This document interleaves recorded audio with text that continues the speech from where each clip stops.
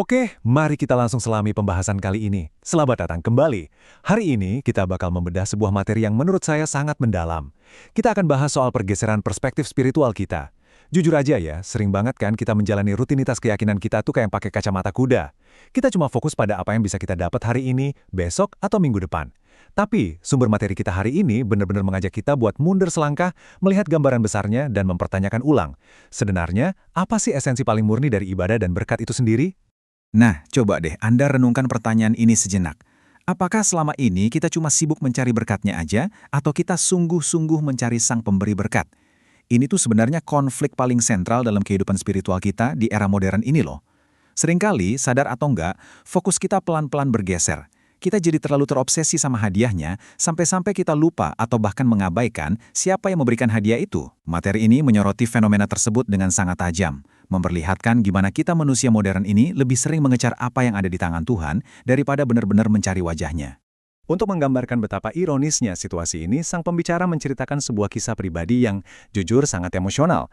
Jadi, bayangin ini ya, setelah capek kerja seharian, benar-benar memeras keringat buat keluarga, dia pulang dan buka pintu rumahnya. Di sana, dia ngelihat anak laki-lakinya yang baru umur 7 bulan, namanya Bradley. Sang ayah memanggil namanya dengan penuh kerinduan. Tapi tahu nggak apa yang terjadi? Bradley sama sekali nggak menoleh. Nggak sama sekali. Kenapa? Karena dia terlalu asyik, benar-benar terserap sama sebuah mainan. Mainan yang, ironisnya, dibeli pakai uang hasil kerja keras ayahnya sendiri. Sang ayah cuma bisa berdiri di sana, diabaikan, sementara anaknya sibuk sama pemberiannya. Luar biasa ya. Ini tuh analogi yang super kuat tentang gimana kita sering banget memperlakukan sang pencipta pas kita udah dapat apa yang kita minta. Oke, jadi poin krusialnya membawa kita ke bagian pertama, esensi ibadah dan berkat.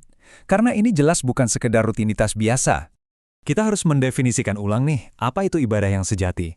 Ada satu detail menarik banget dari sumber kita. Ingat gak, kalau sebelum jatuh dari surga, Lucifer itu sebenarnya adalah malaikat penyembah yang sangat dekat dengan Tuhan?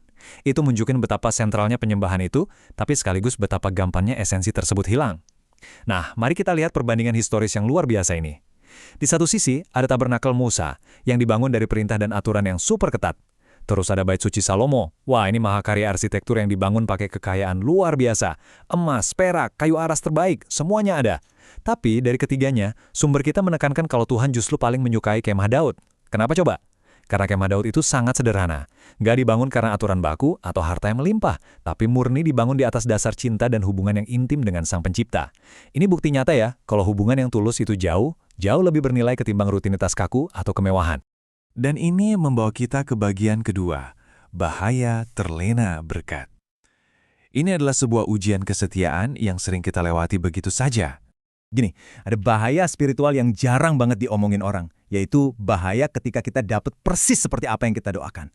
Sering banget loh, kita memperlakukan Tuhan tuh kayak, ya maaf kata, kayak pengemis yang datang cuma buat minta mobil, rumah, atau keajaiban. Mentalitasnya tuh meminta terus, bukan memberi atau menyembah. Sumber kita ngasih peringatan tajam lewat kisah Raja Daud. Waktu Daud cuma gembala miskin dengan beberapa ekor domba, wah dia luar biasa setia. Tapi ironisnya, pas bintangnya lagi terang-terangnya, pas dia jadi raja yang kaya raya dan berkuasa, justru di saat itulah dia jatuh ke dalam dosa pembunuhan dan perzinahan. Berkat itu sendiri nggak salah kok, tapi dia bisa jadi sumber masalah besar kalau udah mulai menguasai hati kita. Jadi, ingat selalu prinsip ini. Jangan biarkan apa yang bertambah di tanganmu mengubah kesetiaan yang ada di hatimu. Masuk ke bagian ketiga, mengubah sudut pandang. Nah, disinilah kita harus mulai melihat segala sesuatunya memakai cara Tuhan. Mari kita bedah sesuatu yang menarik dari kata bahasa Inggris repent, yang artinya bertobat. Kalau kita bongkar, kata ini bisa dibagi dua. Re yang berarti kembali, kayak tanda return di jalan gitu ya, dan pen yang sering diasosiasikan dengan penthouse atau ruangan paling atas di sebuah gedung. Jadi pertobatan yang sejati itu bukan cuma soal, saya berhenti melakukan kebiasaan buruk, terus habis itu merasa lebih suci dan mulai menghakimi orang lain. Enggak, sama sekali enggak gitu. Pertobatan sejati itu adalah mengubah arah fisik dari fokus kita, benar-benar kembali memikirkan perkara-perkara yang di atas, mengkalibrasi ulang pola pikir kita biar selaras sama perspektif Tuhan, bukan demi ego kita sendiri. Selanjutnya, bagian keempat, pelajaran dari kisah Ayub. Kalau kita mau ngomongin soal mempertahankan sudut pandang di tengah krisis yang ekstrim, coba deh kita intip resume spiritual Ayub ini. Dia itu soleh, jujur, takut akan Tuhan, dan selalu menjauhi kejahatan. Ini sih profil yang nyaris tanpa cacat ya. Materi ini sengaja membuat daftar ini secara spesifik buat membuktikan satu poin krusial ke kita. Penderitaan intens yang dialami Ayub itu bukan hukuman dan bukan juga akibat dari gaya hidup yang berdosa. Nggak sama sekali. Dia adalah orang yang hidup dengan sangat benar, tapi toh dia tetap harus masuk ke dalam proses penderitaan yang luar biasa. Dan proses hancurnya itu terjadi dengan sangat cepat dan brutal. Bayangin aja timeline yang suram ini. Cuma dalam 1 hari, semua kekayaannya lenyap ludes. Anak-anaknya meninggal dunia. Nggak lama setelah itu, kesehatannya hancur lebur. Di materi aslinya bahkan digambarkan secara grafis gimana Ayub sampai harus pakai pecahan kaca atau beling cuma buat menggaruk luka-luka di sekujur tubuhnya. Puncaknya, istrinya sendiri yang mungkin udah terlalu terikat sama materialisme mereka sebelumnya, nggak tahan melihat itu semua. Dia malah nyuruh Ayub buat mengutuki Tuhan terus mati aja. Ini benar-benar titik terendah dari yang paling rendah. Tapi, di tengah rasa sakit yang nggak terbayangkan itu, respons Ayub benar-benar luar biasa. Dia bilang kalimat ini, dia menjaga mulutnya. Dia menolak keras buat berbuat dosa lewat kata-katanya, dan dia menolak buat menyalahkan Sang Pencipta. Ayub membuktikan kalau kesetiaannya tuh nggak bergantung pada berkat yang dia terima. Dia tetap menjaga erat hubungannya dengan Sang Pemberi berkat, bahkan ketika semua berkat itu udah ditarik habis darinya. Dia berhasil mempertahankan sudut pandangnya. Sekarang, mari kita melangkah ke bagian terakhir. Bagian kelima, melangkah dengan pelita Tuhan. Gimana ini bisa jadi penerang buat jalan kita? Jadi pertanyaannya sekarang, gimana dong cara kita di masa kini bisa jalan melewati padang gurun masalah kita sendiri tanpa kehilangan arah? Materi ini mengutip ayat terkenal tentang firman Tuhan sebagai pelita bagi kakiku dan ngasih sebuah metafora yang menurut saya brilian banget. Gini, kalau kita lagi di gurun Israel pas malam hari, ancaman terbesarnya itu bukan sekedar tersesat, tapi reptil mematikan kayak ular berbisa dan kalajengking yang ada di tanah. Makanya orang-orang zaman dulu itu mengikat pelita atau obor kecil di dekat kaki mereka, bukan diangkat tinggi-tinggi ke atas. Masalahnya, pelita di kaki itu paling cuma ngasih cahaya buat 3 meter ke depan.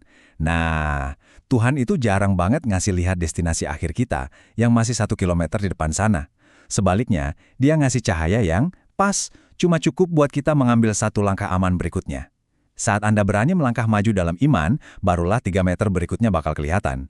Anda nggak bakal digigit ular berbisa asalkan Anda terus mengambil langkah demi langkah selaras dengan cahaya tersebut. Pada akhirnya, setelah melewati semua ujian beratnya, Ayub menyadari sesuatu yang sangat mendasar. Ibaratnya gini ya, dengar cerita orang soal makanan enak di Pekanbaru atau Medan tuh jelas beda banget kan rasanya sama mencicipinya langsung. Nah, sama halnya dengan iman. Ayub sadar betul kalau mengalami kehadiran Tuhan secara langsung di tengah badai dan cobaan hidup, itu rasanya jauh berbeda dibanding cuma dengerin khotbah atau kesaksian dari orang lain. Kesalehan Ayub berubah. Dari yang tadinya cuma teori, jadi pengalaman langsung yang nyata, sampai dia bisa bilang matanya sendiri kini memandang. Dan ini membawa kita ke kesimpulan dari pembahasan hari ini. Pertanyaan ini menantang kita semua. Apakah kita cuma mau terus-terusan hidup bergantung dari mendengar cerita dan kesaksian spiritual orang lain? Ataukah kita udah siap buat menghadapi ujian kita sendiri, mengubah sudut pandang kita, memegang erat pelita itu di kaki kita, dan mengambil langkah iman buat mengalami sendiri Sang Pemberi berkat? Jawabannya ada di tangan Anda. Teruslah melangkah, dan sampai jumpa di pembahasan materi menarik kita berikutnya.